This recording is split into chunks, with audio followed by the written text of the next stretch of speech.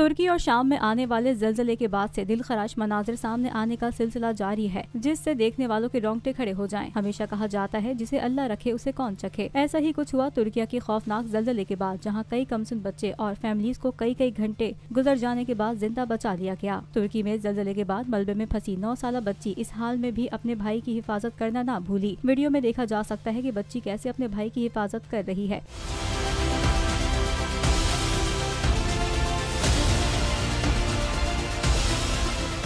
तुर्की में एक 5 साल बच्ची की वीडियो भी वायरल हो रही है, जिसे 37 घंटों बाद मलबे से निकाल लिया गया। एक और वीडियो में देखा जा सकता है कि 2 साल बच्चे को रेस्क्यू एहलकारों ने 44 घंटे बाद मलबे से जिंदा निकाल लिया। इस मौके पर बच्चे को फौरन ही पानी पिलाया गया।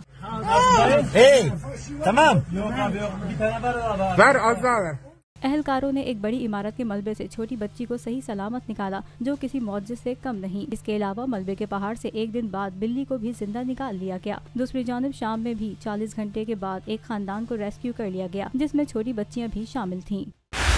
बोल उड़ाएगा सबका होश, भूल जाएंगे सब अपना जोश। बहुत जल्द आ रहा है PSL स्पेशल ट्रांसमिशन, सिर्फ बोल न्यूज पर।